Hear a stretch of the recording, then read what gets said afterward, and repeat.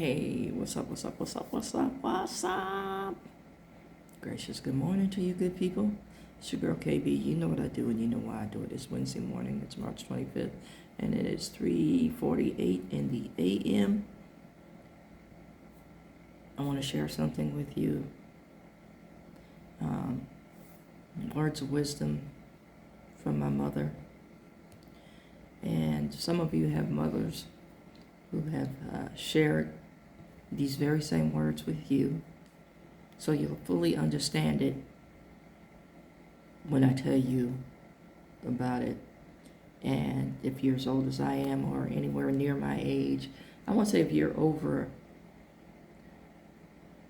45, you'll fully understand it and embrace it, and can relate to these words. My mother once told me, I was in high school, and, I'm going to use this word again. I was very extremely neurodivergent, meaning I'm pretty self-contained, and I enjoyed my own company. Now, I have people that I associated with, because I played on sports teams, and, I was active in different aspects of school. I had friends in the neighborhood. We grew up together. We grew up playing together. My brother was an extreme bully, so we had this massive dislike for him. So, yeah, I sided with folks outside the family against. I violated a mob rule. Anywho,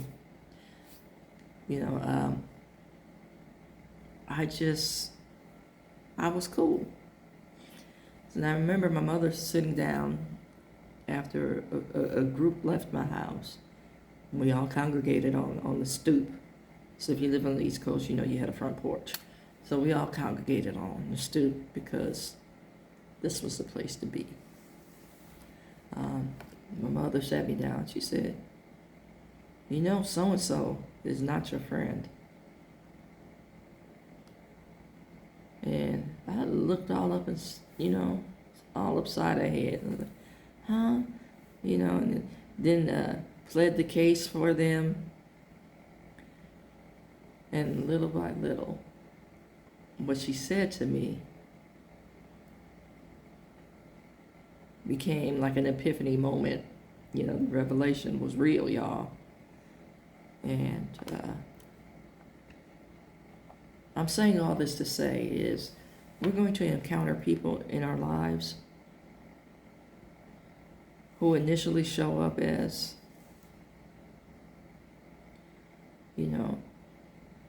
connections and context for certain situations.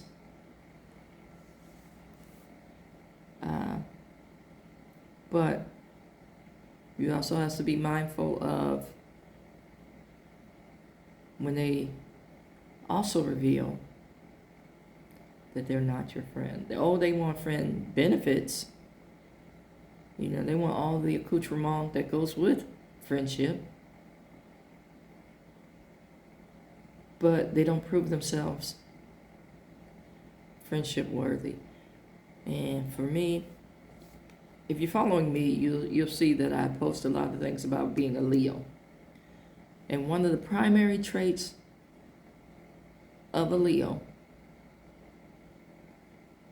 you guys know I said I don't give a lot of credence to zodiacs. But there are some things that just are inherently true as far as characteristics, and I can't deny that. One of the primary ones for a Leo is loyalty.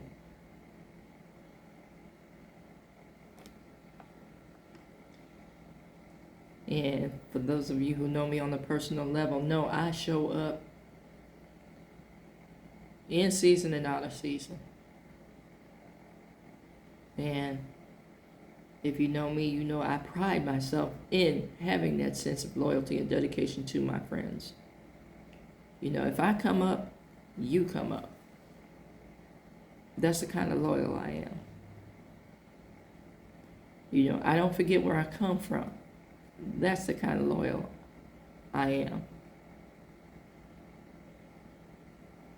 And it's funny is, when I talk to my sister and we have times where we reminisce, I'll say something and she's like, I don't see it like that. Boo boo. We are so different, my sister and I. Love my sister to pieces, but it's like, one, you were the baby, so you were protected from a lot of stuff. Two, we didn't allow you to engage in stuff because you were the baby. It's like, she can't fight. And I've had more fights than I can tell you about. And she can argue you to death. She can pencil whip you as far as, her education level. I mean, she can do all that stuff. But, I mean, when it comes time to knuckle up, she can't do that.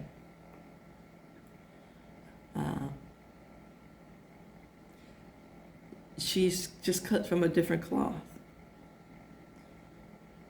She left home when she was 18 to go to school. So she had different experiences in life. She didn't know my grandparents because they passed. She's too young to remember a lot about them, but she knows family stories and how they're told. But she does not take into consideration the things that had shaped my grandparents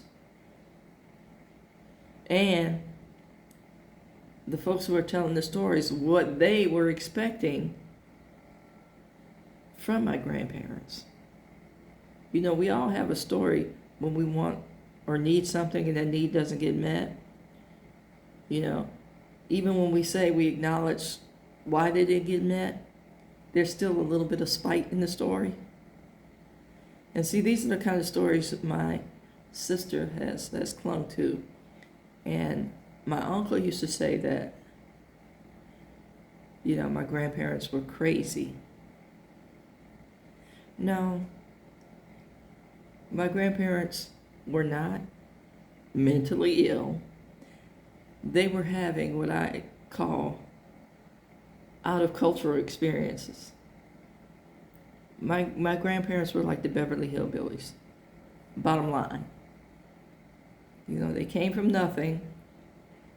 They acquired some things, as the Southern migration demonstrated. They acquired some things, but they had the old folksy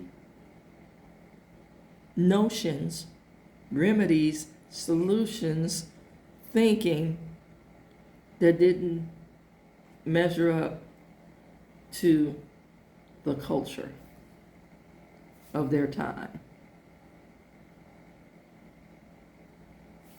I hope that makes sense. But see, that's, they're crazy. No. They had some practices that just didn't fit the time. It served them well where they lived. They come from outhouses to indoor plumbing. Extreme differences. And that's the kind of thing. I bought my mother this book that only she would understand because I remember the stories that she told, back in the day. The book was called Albright Court. And that's where my mom grew up when, they left the South. My mother was born in Virginia, but she grew up in New York. But the place Albright Court was an early form of the projects, for people who served in the military and were awaiting housing opportunities. So there's stories of Albright Court. So when I gave my mother the book, she was just in shock. And I don't know how I stumbled across it. I think I found history books of the history of Lackawanna, because that's where the family migrated to. And then my mother who went to the University of Buffalo and Buff State, migrated to the bigger city. Lackawanna was a steel town, basically run by Bethlehem Steel. I think it grew as a result of Bethlehem Steel. So those are my roots. And it's like you have to fully understand and fully appreciate, the experience of the culture, the things that made you.